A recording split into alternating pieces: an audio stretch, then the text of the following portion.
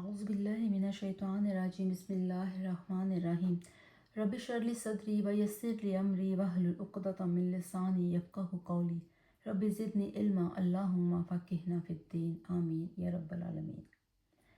आज हम बात करेंगे कुरान पाक के तारुफ़ की, कुरान पाक को सीखने की फ़जीलत पर, इल्म हासिल करने की फ़जीलत पर।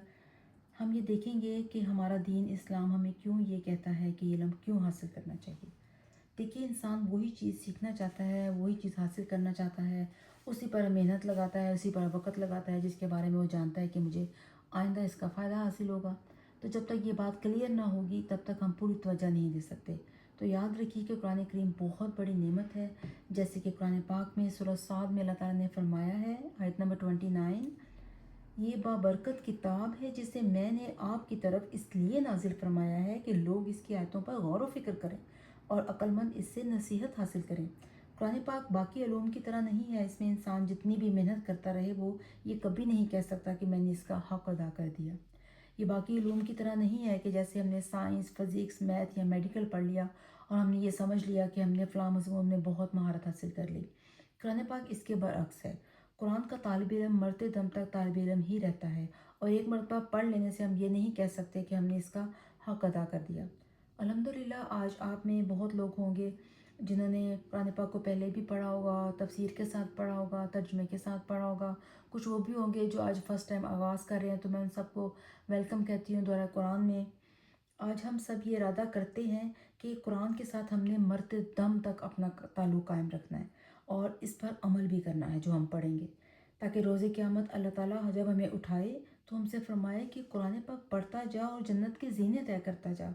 जिस तरह दुनिया में पढ़ते थे इसी तरह पढ़ते जाओ और चढ़ते जाओ और हमारा नाम अमाल अल्लाह ताला हमारे दाएं हाथ में दे। जैसे कि सूरह हाक़ा में अल्लाह ताला ने फरमाया, आयत नंबर 19 से 21 है ये, कि तो बहरहाल जिसे इसका नामा अमाल इसके दाएं हाथ में दिया जाएगा तो वो कहेगा, लो मेरा नामा अमाल पढ़ लो, बेशक मुझे तो यकीन था कि मैं अपने हिसाब को मिलने वाला हूँ। तो वो पसंदीदा ज़िंदगी में होगा, बुलंद बाग में होगा। बेइल्म इंसान ऐसे ही है जैसे कोई अंधा होता है और इल्म वाला ऐसे ही है जैसे इसको बिनाई मिल जाए। कुरान पाक में सूरह ताहा में अल्लाह ताला ने फरमाया कि जो मेरी याद से मुंह फेरेगा तो उसके लिए मैं दुनिया तंग कर दूंगा, दुनिया उसके लिए तंग हो जाएगी और क़यामत के दिन हम उसे अंधा करके उठाएंगे। अल्लाह ताला ने अपने नबी को एक दुआ सिखाई है और फरमाया, अल्लाह ताला से मांगिए, आप सल्लल्लाहु अलैहि वसल्लम से फरमाया कि आप अल्लाह ताला से मांगिए। वो दुआ क्या थी? रब्बि ज़िदनी इल्मा, ए रब मेरे इल्म में इजाफ़ा फरमा। आपके पास तो बहुत ज़्यादा इल्म था अल्लाह ताला के हुक्म से, फिर भी अल्लाह ताला ने आप सल्लल्लाहु अलैहि वसल्लम को ये दुआ सिखाई। हमें भी इस दुआ को अपनी दुआओं में याद रखना चाहिए। ऐसी मजलिसों को फ़रिश्ते घेर लेते हैं जहाँ पर कुरान पाक सीखा और सिखाया जाता है, क्योंकि फ़रिश्ते इस इल्म से बहुत मोहब्बत करते हैं। तो जो इस इल्म को लेने वाला होता है उनको उससे भी मोहब्बत हो जाती है। आपने फरमाया कि दुनिया में कुरान को सीखने वालों की वजह से ही खैर और बरकत है। अल्लाह ताला इस कुरान को हमारा साथी बना दे और हमारी कब्र को रोशन कर दे, आमीन। तो चलिए देखते हैं कि कुरान का लफ्ज़ी मतलब क्या है। कुरान का लफ्ज़ी मतलब जो है वो ये काफ रा या से निकला है, करा, जिसका मतलब है पढ़ना। ये दुनिया में सबसे ज़्यादा पढ़ी जाने वाली किताब है।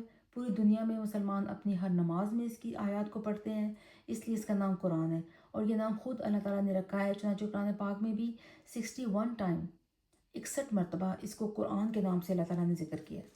तफसीर कबीर में, तफसीर अजीज़ी में है कि कुरान के 32 नाम हैं, 32 नाम हैं जो कि कुरान में मज़कूर हैं, जैसे करीम, मुबारक, नूर, अज़ीम, बुरहान, नेमत, हुक्म वगैरह वगैरह।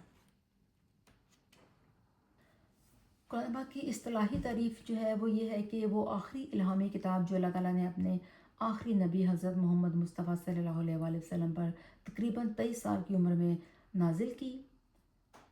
कुरान की कुल आयात अगर देखी जाए, अगर बिस्मिल्लाह को भी गिन लिया जाए तो 6349 है, अगर बिस्मिल्लाह के बगैर गिना जाए तो 6236 है। सूरतें हैं इसमें 114, रुकू हैं 558। सबसे बड़ी सूरत जो है वो सूरह बकरा है, सबसे छोटी सूरह कौसर है। मक्की सूरतों की तादाद 86 है, मदनी सूरतों की तादाद जो है वो 28 है। और कुरान पाक की सबसे पहली जो आयत नाज़िल होने वाली जो आयत है वो सूरह अलग की आयत नंबर 1 से लेकर 5 है। इसका तर्जुमा है कि पढ़ो ए नबी सल्लल्लाहु अलैहि वसल्लम, नाम लेकर अपने रब का जिसने पैदा किया इंसान को खून की फुटकी से, پڑھو اور تمہارا رب بڑا کریم ہے جس نے علم سکھایا قرآن کے ذریعے سے، سکھایا انسان کو جو نہیں جانتا تھا وہ۔ نازل ہونے کے اعتبار سے اگر دیکھا جائے تو قرآن پاک کی سب سے آخری صورت جو ہے وہ سورہ بقرہ کی 281 ہے۔ اس کا ترجمہ ہے اور اس دن سے ڈرو جس میں تم اللہ کی طرف لوٹائے جاؤ گے، پھر ہر جان کو اس کی کمائی بھرپور دی جائے گی اور ان پر کبھی ظلم نہ ہوگا۔ الحمدللہ آج ہم نے قرآن پاک کا مختصر سا تعارف پڑھا۔ کل انشاءاللہ ہم قرآن پاک کا باقاعدہ آغاز کریں گے سورہ فاتحہ سے۔ سبحانک اللہم و بحمدک اشہد ان لا الہ الا انت استغفرک و اتوب الیک۔ السلام علیکم رحمۃ اللہ وبرکاتہ۔